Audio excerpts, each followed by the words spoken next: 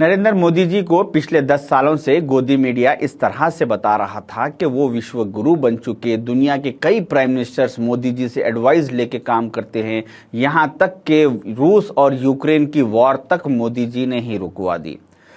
इस तरह से ये गोदी मीडिया झूठा प्रोपोगंडा चला रहा था। अगर ये हकीकत होती, ये सच्चाई होती, तो मोदी जी आज जब इलेक्शन आया तो अपने इन इतने बड़े कारनामों की बुनियाद पे वो वोट मांगते, बजाय उसके वो आज भी हिंदू और मुसलमान के नाम पे वोट मांग रहे हैं। रिसेंटली एक जलसे से खिताब करते हुए मोदी जी ने कहा, जो गोल्ड है बहनों का और जो संपत्ति है, ये सबको समान रूप से वितरित कर दी जाएगी कि अगर 2024 में कांग्रेस गवर्नमेंट फॉर्म करेगी तो उसके बाद भारत के तमाम लोगों का हिसाब किताब करके, पैसे का, सोने का ये हिसाब करके वो ले लेगी और मुसलमानों में जो ज्यादा बच्चे पैदा करने वाली कौम है उनमें बांट देगी। तो मैं मोदी जी से ये कहना चाहूंगा कि अक्टूबर 1962 में जब इस मुल्क पे चाइना अटैक कर चुका था, इंडिया और चाइना का वॉर चल रहा था, उस वक्त जब इंडियन मिनिस्ट्री ऑफ डिफेंस के फाइनेंशियली हालात बहुत खराब हो चुके थे, हमारे जवानों को हथियार की हर वो चीज की जरूरत थी, उस वक्त एक मुसलमान जिसका नाम निजाम मीर उस्मान अली खान रहमतुल्लाह अलैह था, वो सामने आए और उन्होंने अपने पर्सनल खजाने में से 5000 किलो सोना इस मुल्क की आन और शान को बचाने के लिए दान कर दिया। और उन्होंने उस वक्त के प्राइम मिनिस्टर से कहा कि और कोई भी चीज की जरूरत है तो मैं अपनी इस हर चीज इस मुल्क की हिफाजत के लिए कुर्बान करने के लिए तैयार हूं। तो मोदी जी को चाहिए कि सोच समझ के बात करें। और उन्होंने एक तंजिया बात मुसलमानों पर करते हुए कहा, इसका मतलब ये संपत्ति इकट्ठी करके किसको बांटेंगे? जिनके ज्यादा बच्चे हैं उनको बांटेंगे, जो ज्यादा बच्चे पैदा करते हैं। तो मैं एक मुसलमान हूं, मुझे सिर्फ 4 बच्चे हैं। मेरे दोस्तों में, रिश्तेदारों में, मिलने जुलने वालों में, जान पहचान के लोगों में, मैं सारे लोगों में देखा किसी को 2, किसी को 3 और किसी को 4 बच्चे हैं। कोई ज्यादा बड़ी फैमिली मुझे नजर नहीं आई। मगर गुजरात में एक फैमिली है जिसके 6 बच्चे हैं, वो नरेंद्र मोदी जी की फैमिली है।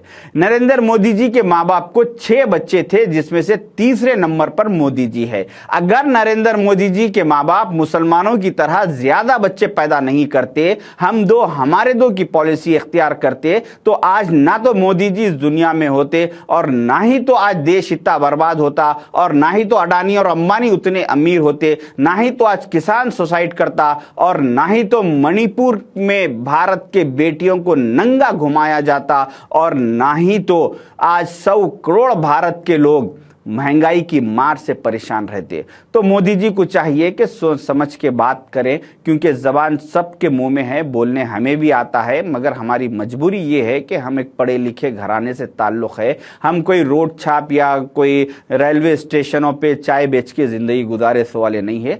इसी तरह से इनके साथी अमित शाह जी एक 4 दिन पहले हैदराबाद आए और उन्होंने कहा कि अगर 2024 में बीजेपी सेंट्रल में गवर्नमेंट तीसरी मर्तबा फॉर्म करेगी तो जो तेलंगाना में 4% मुस्लिम रिजर्वेशन है, उस रिजर्वेशन को जो अनकॉन्स्टिट्यूशनल है, इसको हम खत्म कर देंगे। भारतीय जनता पार्टी ने निर्णय किया है कि मुस्लिम रिजर्वेशन जो यहां पर टीआरएस और कांग्रेस ने किया है, हम उसको समाप्त कर तो मैं बीजेपी के वोटरों से ये कहना चाहूंगा कि बीजेपी की पिछले 10 साल से सेंट्रल में गवर्नमेंट है। अगर ये अनकॉन्स्टिट्यूशनल होता तो ये उसको आज तक खत्म कर चुके होते। कॉन्स्टिट्यूशन के हिसाब से लीगल है, इसको वो खत्म नहीं कर सकते इस वजह से। मगर आज जब इलेक्शन है तो इनके पास, आपके पास आके वोट मांगने के लिए कोई बात नहीं है, कोई मुद्दा नहीं है, इसीलिए ये लोग जुमलेबाजी करके आपसे वोट मांग रहे हैं। जबकि आपको देखना चाहिए